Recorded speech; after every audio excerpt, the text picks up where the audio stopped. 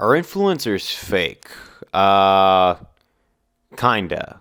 I can't, just a disclaimer, I can't prove how much authenticity is on the camera, but I can say that if you're not taking any sort of skepticism as to what happens as soon as the camera's shut off, no matter who your influencer is or who you enjoy listening to, because I don't like the term influencer. I usually just take it as I enjoy this person's content, I enjoy this person's radio show. It's nice to see that level of discussion every now and again, but I don't think they would overall influence my decisions. The same can't be said for everybody, but let's just be a little real. Because we as people are hungry for an ideologue or something that we can mimic our lives over, because we're all looking for, quote unquote, the right way to live our lives. And some of us come with wilder conclusions on what the right way to live than others do. Even what I would prefer as more shallower content compared to what would be intellectual content is all under kind of the same umbrella of distractions of social media, which is okay. I mean, every now and again we seek to be entertained, but some of us allow it to keep us from finding ourselves or finding what we ourselves actually believe in. I can't speak for everybody, but you know that there's people out there like that who really don't have any inner monologue and wait for someone to put something in them to say or live by. What I'm talking about is like anybody from any end of the spectrum of content consumption or follower, as they call it, being led astray. Because I've been watching some content mainly based off of two stories.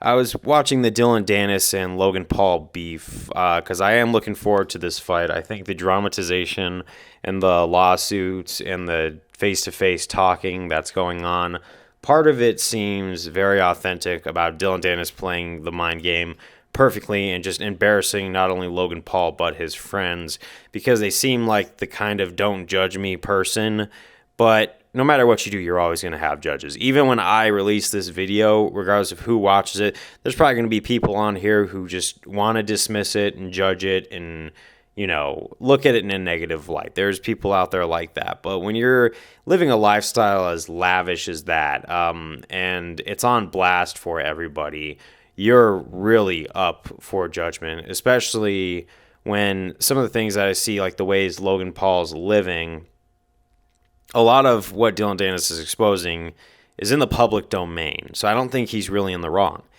If this is all authentic, this could just be a two-sided show, a puppet show, just to sell the fight where they are having people, like kind of the way I view politics. You have two teams, and then you have them fight, get the people to give in, and just overall start, you know, yapping at one another and getting involved in this conflict where they think they're taking the right side, but both sides are just there to get people to fight and take a side and put on a show, which is a giant distraction. Meanwhile, our standard of living kind of goes down. It's the same principle. We might be taking Dylan Dennis' side or Logan Paul's side. At the end of the day, we're still giving them clicks, attention. They don't care how they're seen, because they're already laughing on their way to the bank. Because Dylan Dennis is friends with Conor McGregor, and Conor's whole career was based off of, from a UFC fan's perspective, giving into the negative emotions of human beings and feeding that for sensationalism to sell fights. And that's what they're doing right now, because people would love to point a finger at Logan Paul and say, ha ha, look at him, he's a dork, everything like that.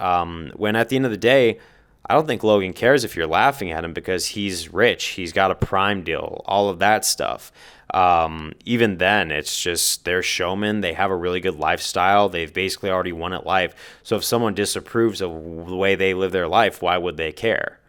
They're doing their job by getting you to be invested in the story that should not have anything to do with your life. Now, you could poke in, obviously, and watch this because I think it's an entertaining thing, but you got to understand that just by taking part, you're giving them exactly what it is they want, and hopefully you buy the pay-per-view cha-ching, their job is done.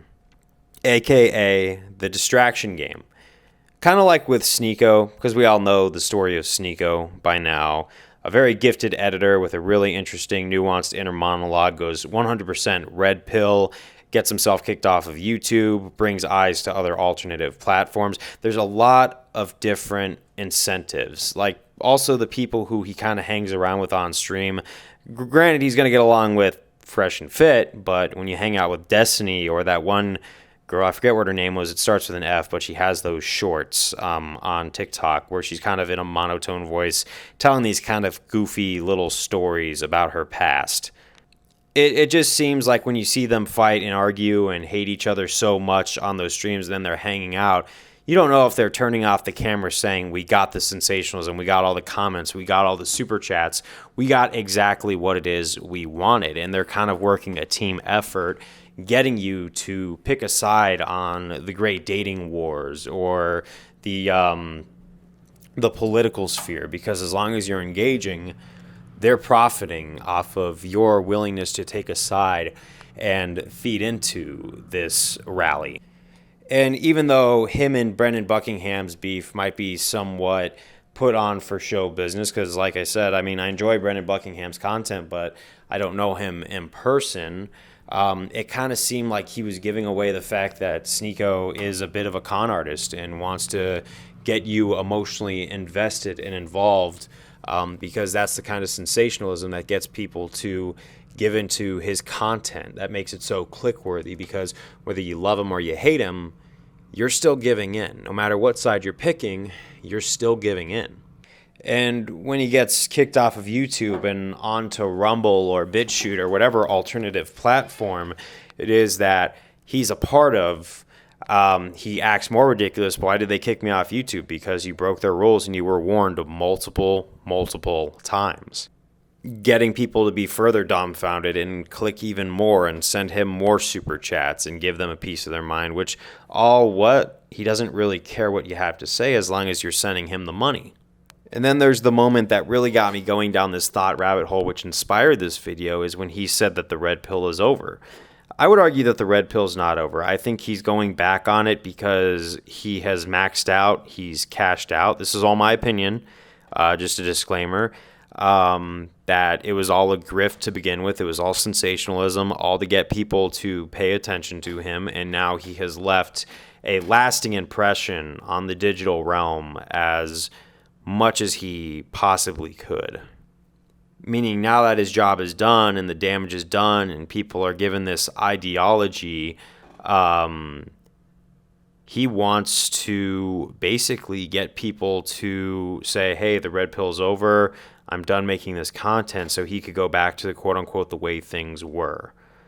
He's forgotten all the people he's riled up. He's forgotten all the damage. He's probably caused a lot of arguments amongst friends, but when he got that paycheck or once he got those super chats, I don't think it really matters to him now. And the 180 turn kind of shows it all makes sense once you look all the way back. And this is why, although I knew who this guy was, I never salivated at his content, but I kind of watched how people reacted to the act he was putting on, because we've seen this multiple times in multiple fight careers and multiple influencer careers, is you get people riled up, you get them to click, angry people click more. Like if I were to go around and say something edgy, I'd probably get a lot of clicks or replies.